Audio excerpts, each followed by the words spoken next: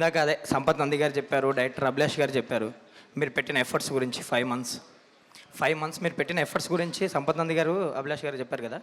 So ఈ script విన్నప్పుడే ఖచ్చితంగా ఆ హోంవర్క్ చేయాలి, తగ్గాలి అని డిసైడ్ అయిపోయారా అభిలాష్ గారు చెప్పినప్పుడే?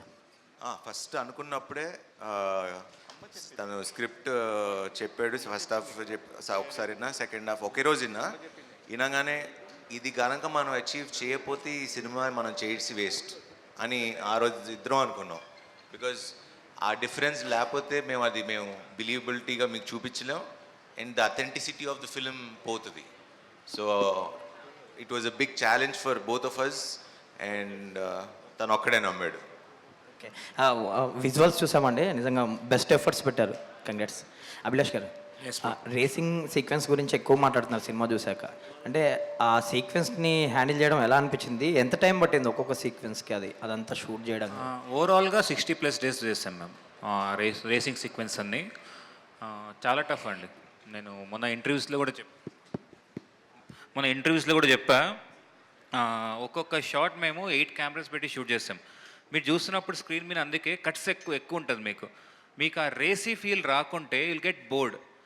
ఎక్కడైతే మేము సింగిల్ టేక్స్ వాడాము, FPV కెమెరా కూడా యూజ్ చేస్తాం. అండ్ సిన్స్ సినిమా చూస్తారు కాబట్టి ఆ రెయిన్ సీక్వెన్స్లో రేస్ షూట్ చేస్తున్నప్పుడు it's very tough. And night sequence shoot చేస్తాం. దాంట్లో ఒక చిన్న ఎమోషన్, ఆ ఫైర్ కూడా ఉంటుంది మీకు. అండ్ క్లైమాక్స్ ఆబ్వియస్లీ చాలామంది మాట్లాడుతున్నారు, it's because of the Tarain, toughest Tarain అది మనం షూట్ చేసింది. శర్వ గారు హాయ్.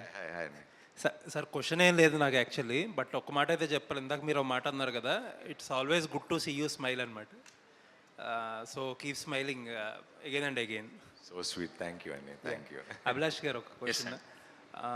అంటే పర్టికులర్గా కోయంబత్తూర్ బ్యాక్డ్రాప్ తీసుకున్నారు కదా 90sలో అండ్ ఎర్లీ 2000sలో కోయంబత్తూర్ బ్యాక్డ్రాప్ తీసుకోవడానికి ఏంటండి, ఏదైనా స్పెసిఫిక్ రీజన్ ఉందా? మనకు రేసింగ్ కోయంబత్తూర్లో ఉంటుందండి ఎక్కువ వరకు.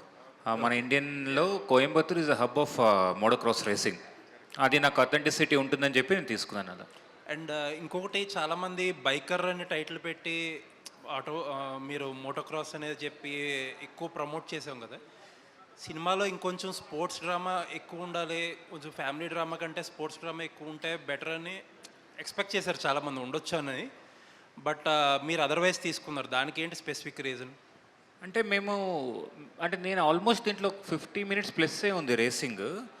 బట్ నేను ఫీల్ అయింది ఏంటంటే, మీకు రేసింగ్ కరెక్ట్ అవ్వాలంటే దానికి డ్రామా చాలా ఇంపార్టెంట్ ఫీల్ అయ్యాను నేను. మీకు ఓపెనింగ్ రేస్ చూసినప్పుడు కూడా దానికి మీకు రేస్ ముందు జరిగే డ్రామా ఉంటుంది అక్కడ, పిట్ క్రూలో కానీ ఆ కాన్వర్జేషన్ కానీ, అది ఇంట్రెస్టింగ్గా నేను డెవలప్ చేసుకున్నా. బికాజ్ ఆ రేస్ అర్థమయ్యేటట్టు నేను చెప్పాలి ఆడియన్కి. It is not a regular sport మనకి. సో అది కాన్షియస్ డెసిషన్ అండి మేము తీసుకుంది. మీకు ఆఫ్ రోడింగ్ రేస్ గురించి మాట్లాడుతున్నారు, మీకు ఆ మౌంటైన్ జంప్ ఇదంతా మాట్లాడుతున్నారు. ఇట్స్ మీకు కనెక్ట్ అయ్యారు కాబట్టి ఆ డ్రామా మీకు అనిపించింది, ఏమైనా తక్కువ అనిపించిందా రేసెస్ అంటే? I just want know. కొంచెం స్పోర్ట్స్ డ్రామా ఉంటే బెటర్ ఉండదేమో అంటే. ఓకే, క్లైమాక్స్ కూడా ఆల్మోస్ట్ 25 minutes కూడా ఉంటుంది. అంటే ఐ ఫీల్ సో మీకు మీకు ల్యాగ్ లేకుండా మేము చేసాం race. That is more than 25 minutes ఉంది climax, but you're not feeling it. So that is why I like.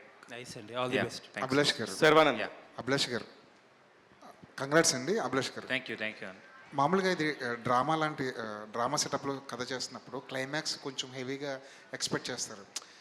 క్లైమాక్స్లో మీరు శర్వా గారికి రాజశేఖర్ గారికి మధ్య కాన్వర్జేషన్ ఏమైనా బిల్డ్ చేస్తారేమో, అక్కడ ఏదైనా ఒక మంచి ఎమోషనల్ సీన్ ఏమైనా బలంగా పండుద్దేమో.